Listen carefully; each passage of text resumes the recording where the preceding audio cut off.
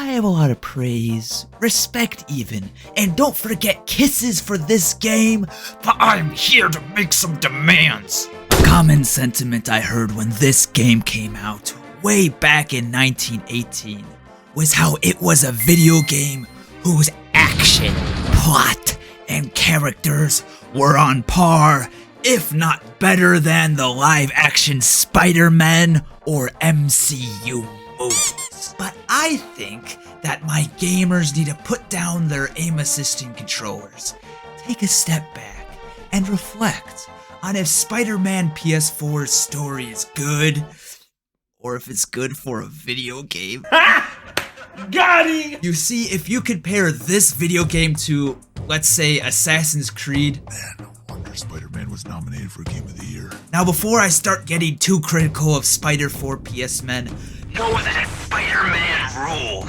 I give it 10 out of A. But I believe it can be far more.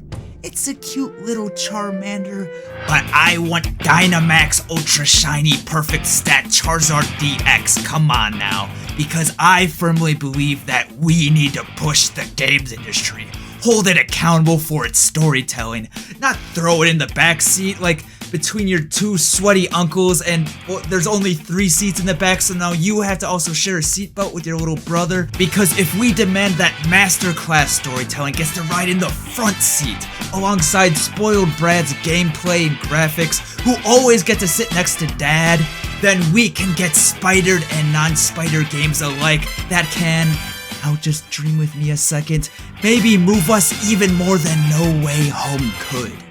Now, loosen up a bit because it's time for the brass tacks.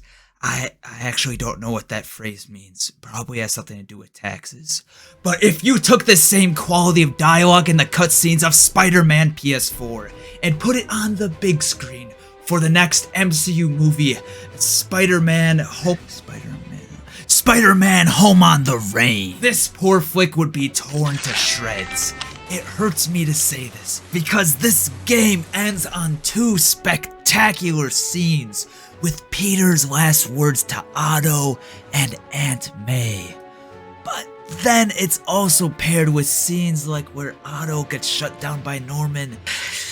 That just ain't up to cinema snob snuff. Oh, please. How long have we known each other? It's Mr. Mayor. It's Norman. Norman, what do you think you're doing? Or the game gives you spectacular sets with Shocker, where the action and voice lines are on par with the big screen. But then it's next to some of the dialogue in the grand Martin Lee fights. The shadows are sworn to me, and I will give them strength. What? I will break you and leave you brain dead.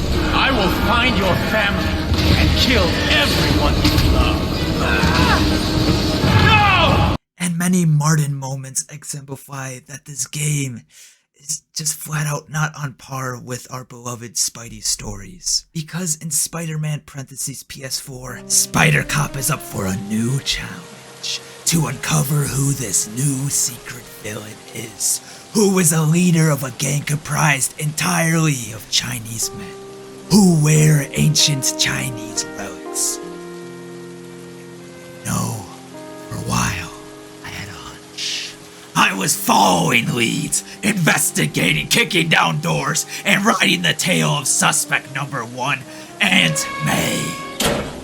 But then it hit me that the devs here are subverting my expectations, and that the leader of this Chinese gang, the secretive, mysterious Mr. Negative, could only be the wealthy businessman who acts suspiciously all the time and is, well, the only Asian character in the game. Aw, shucks. Why is Mr. Lee's key to his safe the pattern of one of the most recognizable images in the world? Anywho, for 98% of this game, our villain Lee is given no sympathies, no motivation. He's just a philanthropist who's two-faced. He's a cult leader that hates the mayor, all that badness. But if Mr. Lee's sympathy card of Osborn killing his parents was pulled off maybe, 10 hours of gameplay earlier, maybe, just maybe, I would not have checked out of his story. As by the time he banded with the Six and we had our second fight with him, It was just a repetitive rehash of our first throwdown. And I think that this points to an overall flaw in the story. It had enough material for 2 games, but they crammed it into one, and neither storyline of Lee or Otto was truly able to breathe, be fleshed out, and reach what it could have been. And that gives me big frowny face. And the second payment of my brass tacks goes to... I just looked it up, that phrase isn't even... Peterman's 2 buddies, Miles and Maurice Jones-Watson. And if anybody said that their favorite part of this game was these 2 bozos stealth missions, they're probably, I don't know, dumb. But the first time you play as MJ was a great introduction to the character, because you're just sneaking around a single lady and she's an art dealer, and that, that's all great. There were no guards, so MJ was fine. But then when it gets Annie up to sneaking into a military compound with 100,000 guards on her, and later on when MJ and Spider-Man decide that she, a reporter, is a better pick to do a stealth mission than Spider-Man, that's when you get me boiling my raisins. Like, why? And the fire scene, it was a scene. I don't know what type of scene, but not one that would get past in any other medium than a shortcut scene in a 25-hour-long game.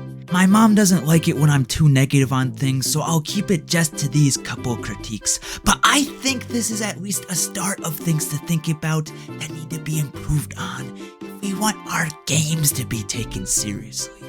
Not as in video games need to be about dark, gritty adult themes to be taken as not childish, but as more polished, refined, dynamic. So that people who don't even care about games, like that one guy I'm sure we all know who thinks that all games are only an outlet of wasted time that rot your brain and thinks all games are either Candy Crush or Fortnite, this guy has no other option but to respect.